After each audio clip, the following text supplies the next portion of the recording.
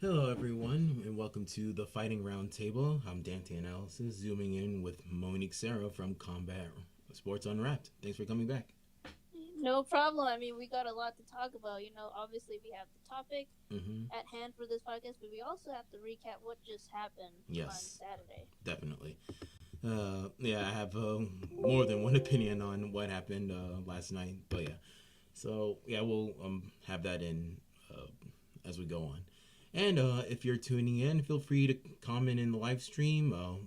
We're more than happy to read your comments, and if you have any questions at all for us to talk about, feel free to type them in. All right. So for the topic of today, I want to talk about charity in the fighting world. It doesn't necessarily have to be centered around money. It's more like a random act of kindness that is done for people in need.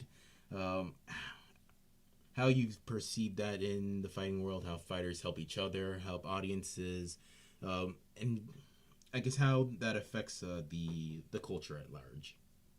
So I think that you're correct when you say like it's not all about just monetary donations, anything like that. There's Mm-hmm. also been fighters that have dedicated just anything from their equipment, Mm-hmm. selling it. Mm-hmm. Obviously Dustin Poirier is a perfect example of that, and Right. also like him just starting his own foundation. Mm-hmm. And it's not just like, for me, charity doesn't just it's not limited to just either monetary donation or foundations. Like, look what just happened on Saturday with Overeem and Walt Harris. Mm-hmm. Even though that is not the most orthodox way of defining charity, Yeah. Overeem, obviously showed his respect, and Mm-hmm. so did the entire fan base that was probably watching at home. And obviously with the whole thing that Walt Harris had to endure with his late stepdaughter, there were GoFundMe pages, but it's also just the fact that the community came together to really, kind of mourn and to kind of support, one of their own. I Right. think that counts as charity as well. Mm-hmm. Yeah, and it's really wholesome to see, and it's good to know that, and it's a good optics show that we're not all just barbarians fighting in a cage. That we actually care about one another, and we're willing to pay it forward whenever we have the chance to, or even when it's not convenient. Yes, and like it's also, like you said, it's not just like they're fighters.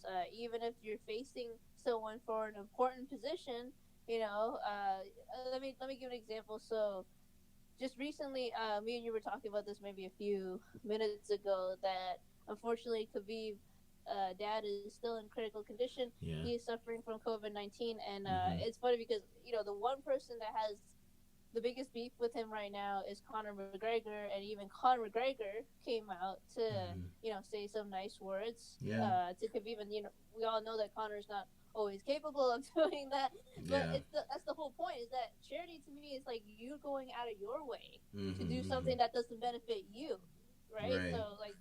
So I think that it's just really nice to know that there's that humanistic side of fighters, and it's kind of just really attractive, right? Because we're not just Mm-hmm. cheering for them in the ring. Right. Yeah. It's especially when you've been like judging up a storyline where I'm ready to fight, and if you're not, you're not whatever. It's good to put that all aside. And I think that's what Tony eventually did after his loss to Gaethje. That uh, he understood where Habib was coming from, then just decided to, I guess, shake hands and they decide to let's run it back later, or let's run it later. You know. Oh, for sure. Mm-hmm. Yeah, and now I'm seeing that from the news. Yeah, that we can understand why Habib wanted to head to Russia in the first place because of yeah, he had his instincts correct with that one, especially knowing that it could have been worse if he stayed in America. Yeah, I think it would have been much worse. But I think that people, like I said, I think I told you like a few episodes ago. Remember when the Tony versus Khabib match originally in April was called off because Khabib couldn't come back to the United States? Now, a lot of people, I for one, you for one, we all want to see that match. However, what's really more important? Because I know people that really did blame Khabib for that. I'm like, well, you never knew what was happening. We don't know when his dad got the COVID-19. Khabib also has a family, he has a wife, he has two kids, he has his teammates back home. I mean, I just think that basically it's just really, really, like, people don't really see the big picture in it. And now look at what's happening, especially with one of the best fighters in the world. His dad, his, like, pretty much his confidant, his Mm-hmm. companion, his head coach is now in serious condition. I just saw that just pop up right now, and it's kind of just, it's really Mm-hmm. disheartening. But at the same time, when these things happen, it's nice to see that the whole MMA community, fighters, fans included, are pulling for these fighters and whoever it is to get better. And we're not here to just to fight and to pretty much beat up people. We're here to, as a community, at the end of the day, we all respect one another. Yeah. I would hope so, right? So Right. Yeah, it's good to see. So yeah, so I want to, I guess, delve into a bit about what I mean by charity in the fighting world. We talked about it a little bit. Uh, what do you think it does for the psyche that people are willing to go the extra mile, or yeah, do things not out of convenience, but for out of some sense of righteousness, out of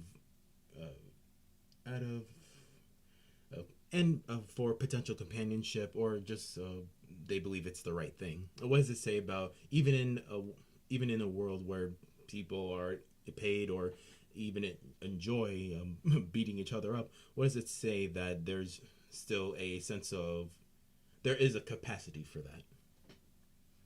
I think that fighting is the main thing that these fighters in this industry do.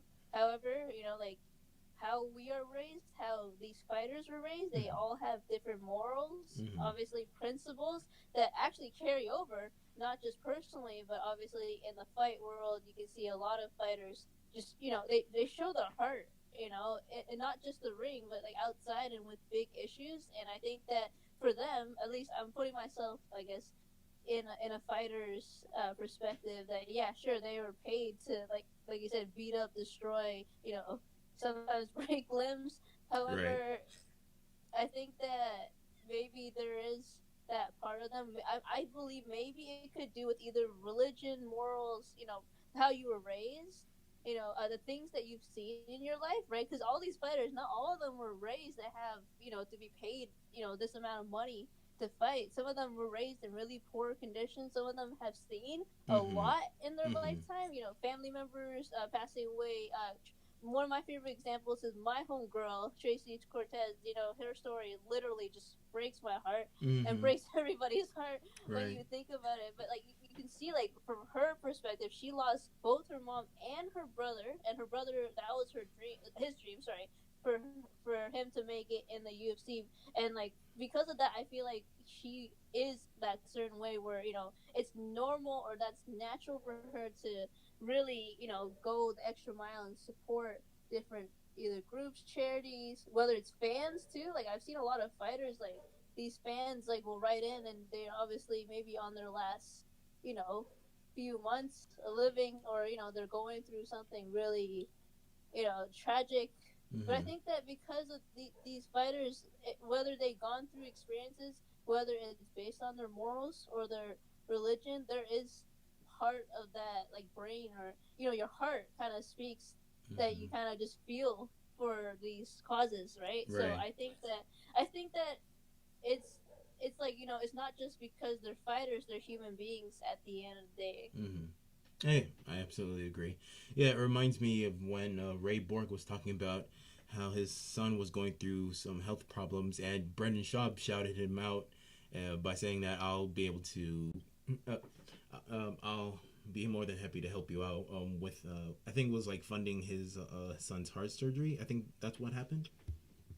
Yes, and that, oh my gosh, I don't know about you, but like seeing all the updates Mm-hmm. killed me. Like, oh, like because Yeah. when those things happen, part of you, I don't know if it's your brain, but I think it's partially because of your heart is saying, it just kind of drops automatically, because I think we all have.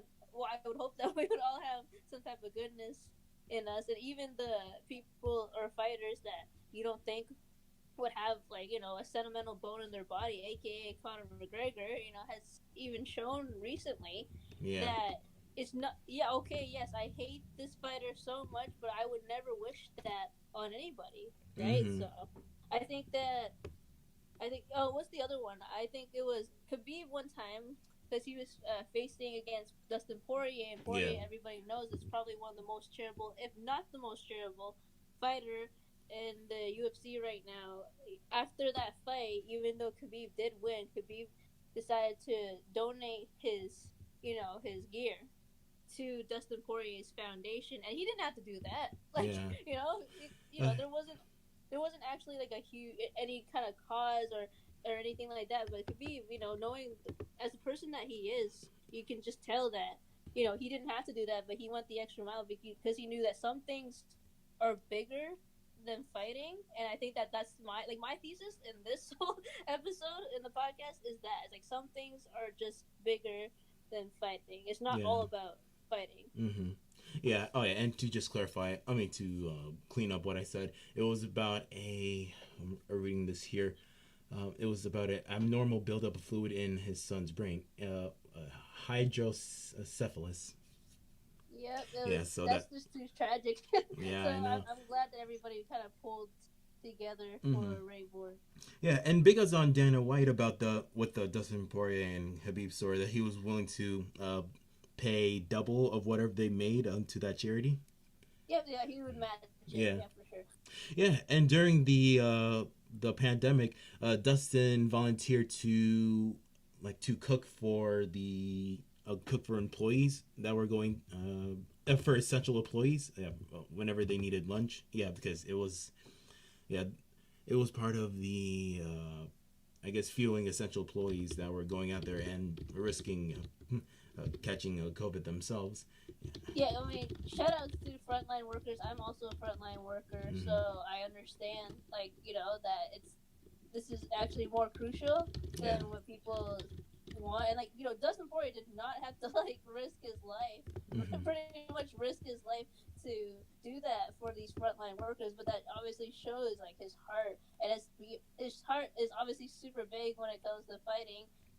He also is hilarious online, and he interacts with a lot of fans, which is really great to see. But it's also because I think that his heart is just bigger than just fighting, and it's kind of nice to see because even though yes, of course, we all have our favorite fighters. We all are seeing either the rivalries. We're seeing the highlights, the savagery that goes Yeah. into it, right? And I think like when I hear like Dustin Poirier do those things, I'm like, is this man an angel? I swear, Yes, he is. because he Yeah. really is. He really is he's just paying it for like legit. He fights. Yes, that's for him as well Yeah. because He everybody knows him. donating. Yeah, we're donating Right. 1,000 meals to medical staff in Louisiana. Yeah, and I think it was like teaming up with I think it's a pizza place in Lafayette to make Yes.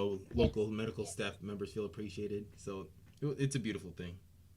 It's really like because I think people don't understand like I was talking to someone like recently about this kind of term about being unconditional, and that's kind of like relating to what we're talking about right now because like you and me, we don't have to, let's just say, we don't have to donate our money, we don't have to go out of our way to volunteer right now during this pandemic, but it's because what you do during that and what Dustin Poirier does or what Dana White could be, whoever it is, right? That's I guess doing charitable works. It's really, you would hope that, and I believe that it's like that's unconditional because what are you getting back? I mean, like people could say, okay, so we feel good after doing that, right? But we really don't get much back, and like that's the whole point is that I think that it's just it's beautiful. It's like uncanny because of what's going on right now. Mm-hmm. Everybody's staying, well, supposedly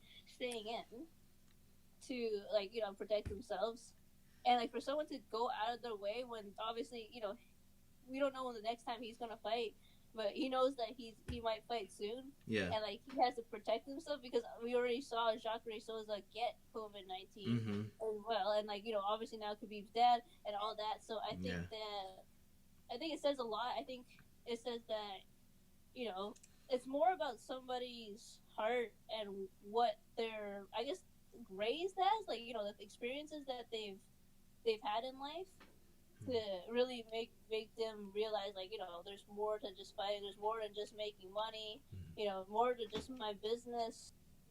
And I think it's really important to pay it forward. Yes, definitely. Yeah, and that's why you see even fighters train things among fighters in order to yeah, it's just to have that showmanship of charity. Yeah, I want to talk a little bit more about the Wall Harris situation with Overeem. Yeah, I really like that. It was a bittersweet ending, but I did like the fact that even yeah, he came through. He came from a place of sympathy over Reem, and that's why he wanted to offer him a chance to work out at his gym at Team Elevation. Yeah, you don't see a lot of. Yeah, you rarely see that kind of that selflessness. Even though if like it's like brief in times of celebration where fighters embrace each other after end of 3 rounds just to show like a job well done, but to have that kind of like vulnerable moment, especially on at the UFC, it's really rare and it's really something to a really significant moment. Yeah, I mean, like I told you a couple of minutes ago, watching it back, I couldn't help but like myself get emotional because, I guess for me, I have a niece, right? And she's really important to me. And if anything happened to her like that, I don't know what I would do. And like for Walt Harris, like during that time that, his late stepdaughter was, missing, he himself had a fight coming up. That must have, I know it wasn't a hard decision for him to pull out of that fight, but at the same time, can you imagine just how many things are going through like that fighter's brain? Like, it's not just, oh yeah, I have to make weight, oh yeah, I have to train in order to win this fight. It's also, my daughter's gone and I Right. don't know how to find her. And like I remember just hearing that when it broke the news, I my entire family, all my friends, in the MMA community, we were shocked. We were like, everybody kind of panicked when this whole thing happens to you. And even though Overeem, like obviously he had to face Walt Harris this Saturday, and even though he won the match, in the back of his head, he knows, like, everybody in, well, most people at least in the UFC are like, they were pulling for Walt Harris to Mm-hmm. find his daughter, A lot of people were. including Overeem, right? So, Yeah. I would hope all those fighters are, but you never know. But it's just kind of like, like you said, or like we both talked about a couple minutes ago, is that he didn't have to Right. console him. He didn't have to, show his respect that way. And like the way he showed, if anybody saw, was that he was kind of like consoling Walt Harris. He knew that, everything that he's been through, that he's a champ.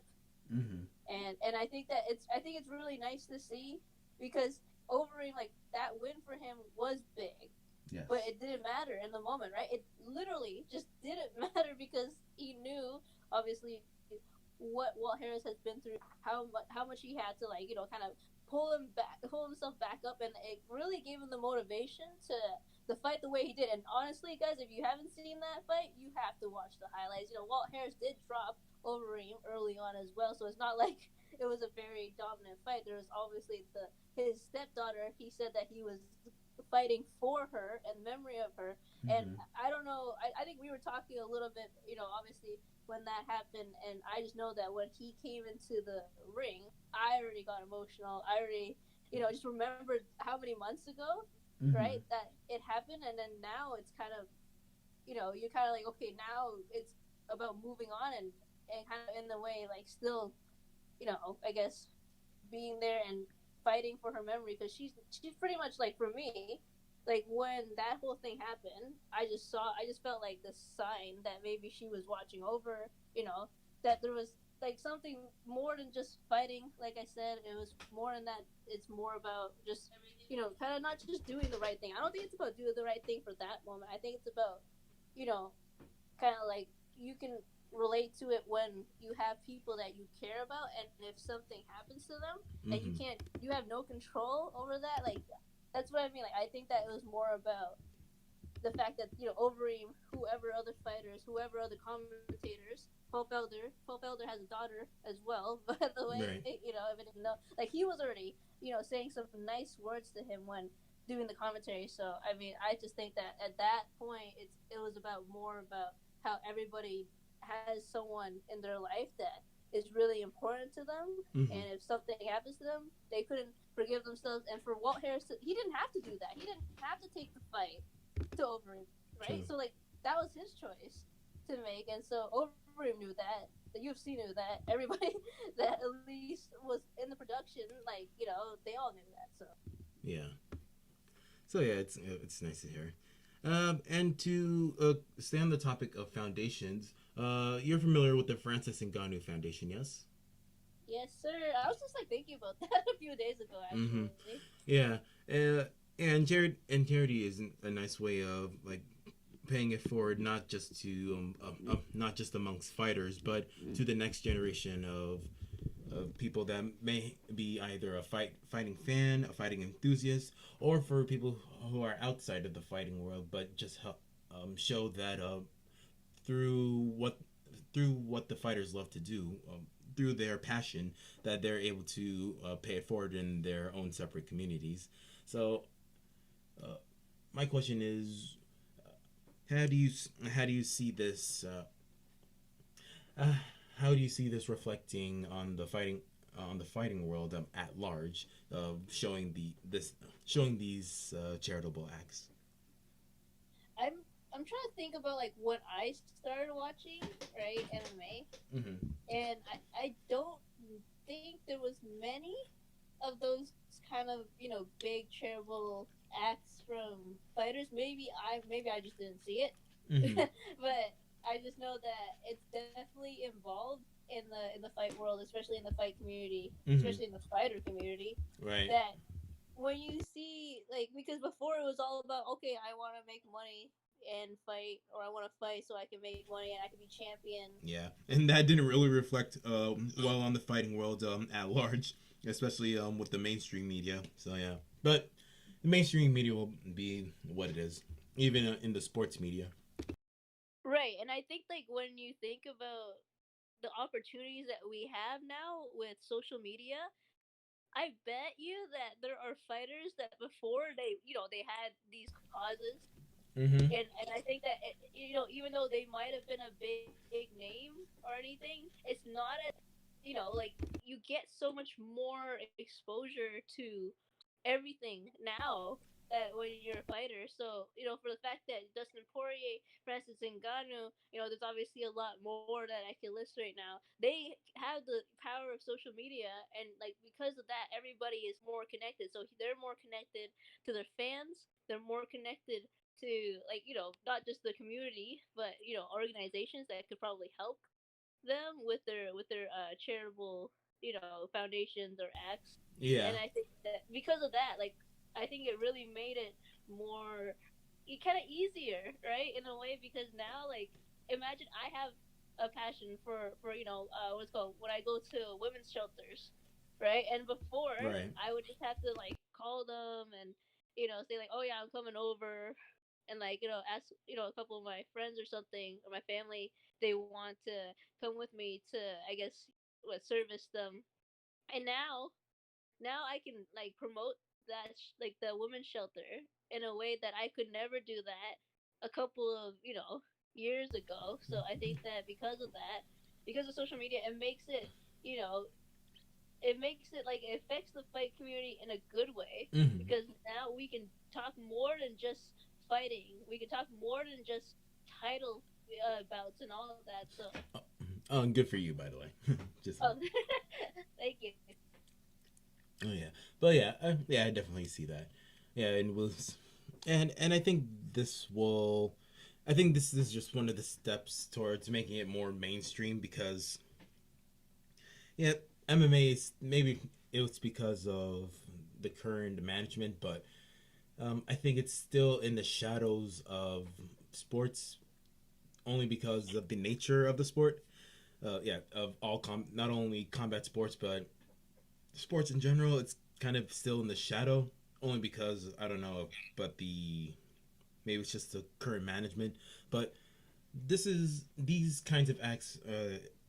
They do serve, besides of just goodwill, it serves as a way to push MMA into the mainstream where it could be at least a bit palatable.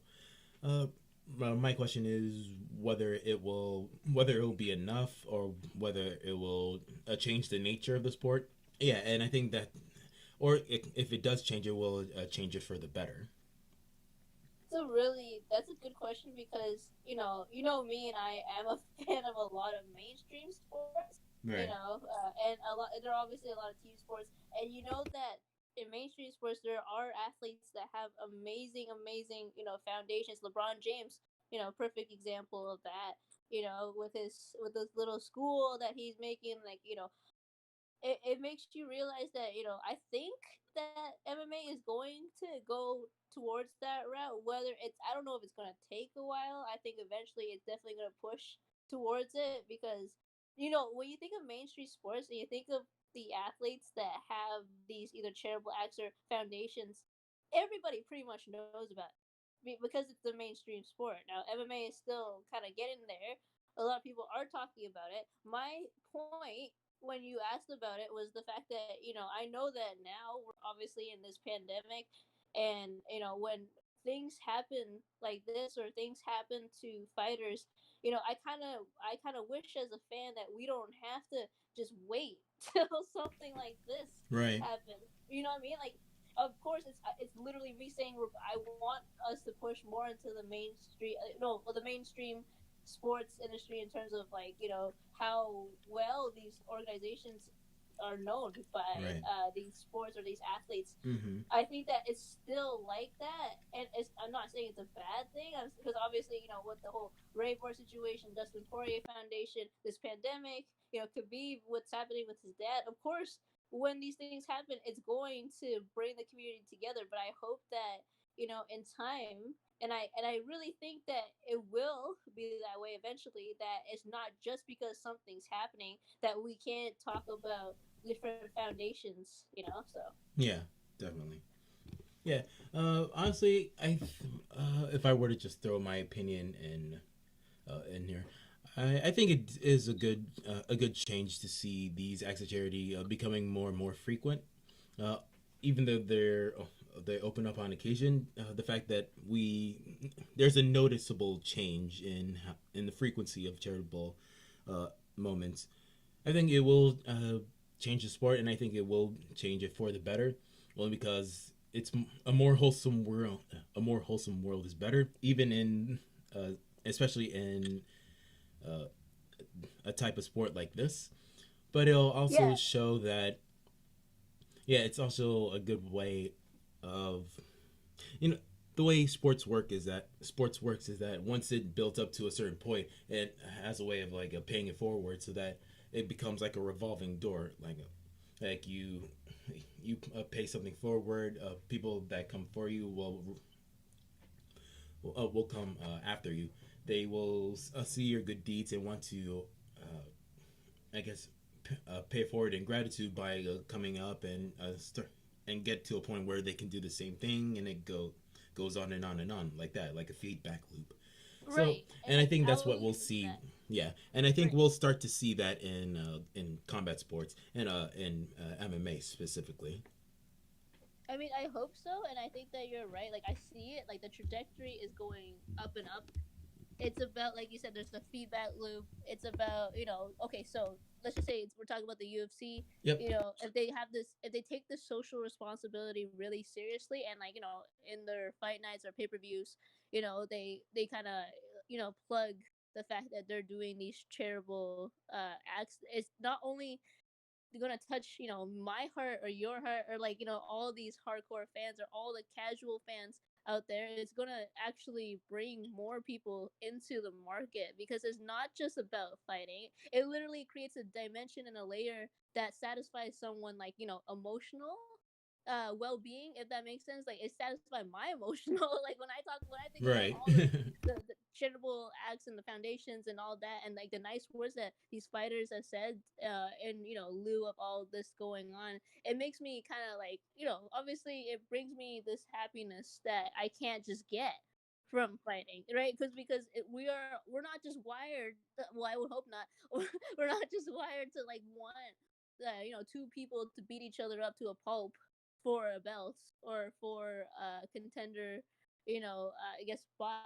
We also want to know that that this organization as well cares about different axes. Not, obviously there's some talks about the UFC and what their priorities are, but it would literally look really good for their image as well. We're going to talk about business wise, not even talk about like how this is a really nice thing or gesture to do. It really looks good for their business and for their organization, Yeah. if they plug these either foundations or, kind of, I guess, how do I say this? Because I'm trying to give an example of like mainstream sports, like, when they have like a charity night or like, all these players going out to soup kitchens and all that to, pretty much give their time to everyone. Like, we don't, I guess MMA doesn't really have much of that going on. It's more really about their individualized, either charitable acts, donations, passions. So maybe there could be something Hmm. in the works. I know wrestling does that too, right? Yeah. So wrestling, they do that as well. I think I would Wait, hope pro that wrestling? that's yeah, yeah. Oh, They okay. do have like those days where they do go out and they help, all these what's called people, frontline workers and all that.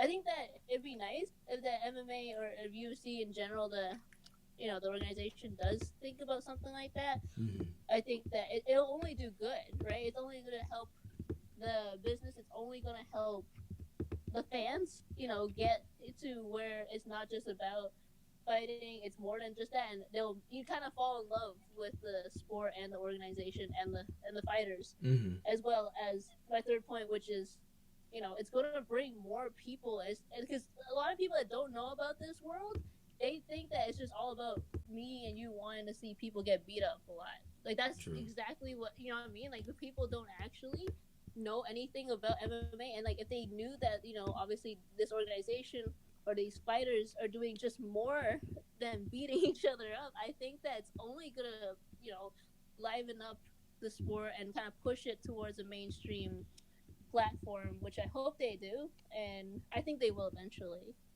True. Yeah, I see what you mean. Oh, yeah. So yeah, that's so. I guess we can talk a little bit about the recap. With all that said, uh, I was a little peeved. Yeah, I can talk about it briefly. I was a little peeved about some of the decisions that went on during UFC, the first. I mean, the second Jacksonville card. Yeah, some say that it was. Yeah, it went one way or the other, and it was pretty decisive. But I don't know, especially with was it Marlon Vera? Yes. Yeah, I didn't really agree with that decision.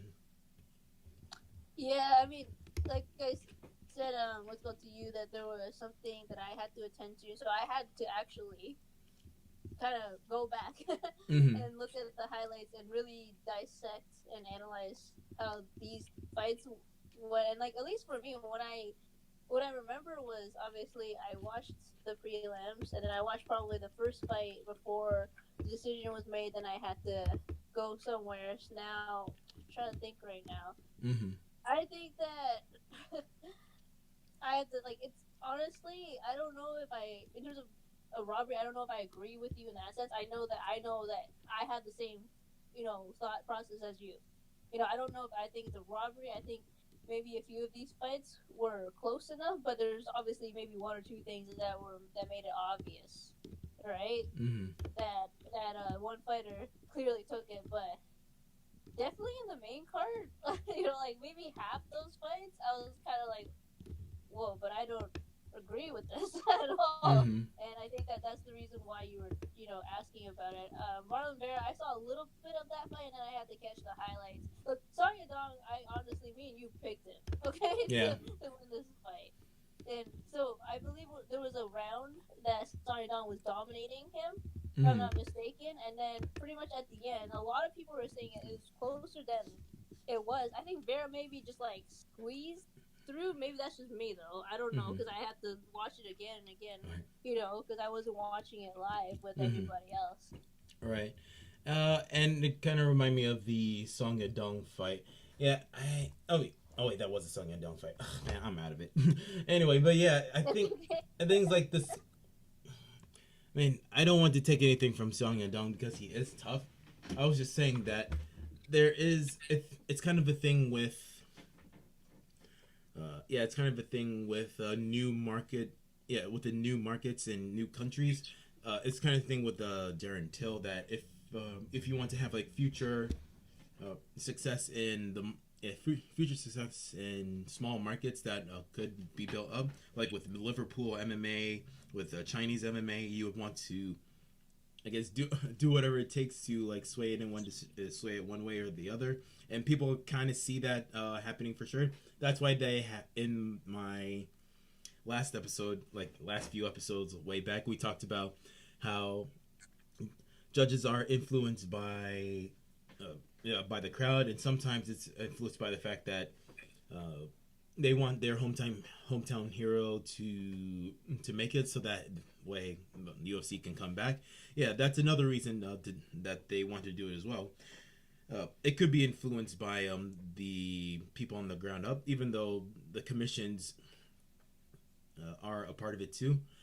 You do see that there could be a reason why they want Song Yadong to win, just so that they want to keep the Chinese market moving. But that's just my opinion. Uh, I mean, Sonny Dong. Funny enough, the really side note about this is that I didn't know it was Chinese because I am Chinese, so I Mm-hmm. tried to figure that out. Trying to ask Right. my parents about that stuff. Like, I thought he was Korean for the longest time. Either Mm. way, nonetheless, the Asian market in general, Right. is growing. Mm-hmm. Obviously the Korean market literally took surge from the UFC, Right. and now the Chinese, obviously with Li Jing and obviously Wei Li Zhang, now Song Yudong, and I'm gonna say maybe because it's obviously it's a good business move. Like I honestly, I try to talk like I'm not just a fan. I'm trying to be objective about what's going on because I know that there's a lot Right. of fans out there that are hardcore. That obviously, yeah, of course, I'm not saying I agree Right. with all these decisions. I'm not saying yes, give it to Song Yadong. Obviously, I respect him as a fighter. He's not my favorite because he's from Team Alpha Male, but Right. other than that, it's just it makes total sense. And then like obviously, if I'm gonna watch this again, there could be a chance where I say like, you know what, Bear clearly won this Mm-hmm. fight, and when it's close. That's what you were saying is that the judges do get swayed, but usually the crowd and the hometown, who the hometown boy is. Song Yudong is like, how do I say this? Like business wise, he Mm-hmm. looks great. Obviously, like Yeah. anybody who knows, everybody's talking about Song Yudong. I think that Dana definitely wants to, somewhat promote him, better than Mm-hmm. other fighters because Mm-hmm. it's not because he's from Team Alpha Male. It's because that, like you said, could be because that he's part of a market that Dana and the UFC want to penetrate right now. So wouldn't be surprised. I mean, Sonny Dong, like a lot of people think that he's the more exciting fighter in general than Marlon Vera or like a lot of other fighters. So I think that's also a reason why, you know. So I mean, like we think about what Wei Li Zhang, right? And after she won that belt, Dana was like, "Oh, we are totally making her star, right?" Because it's not just about the Chinese market; it's that she is a powerhouse, and Mm-hmm. she's part of the. Like, I think that it's not just because he is, Chinese that they want to do. I think it's that reason as well as the fact that he's like a more exciting fighter than most. So Mm-hmm. Yeah. So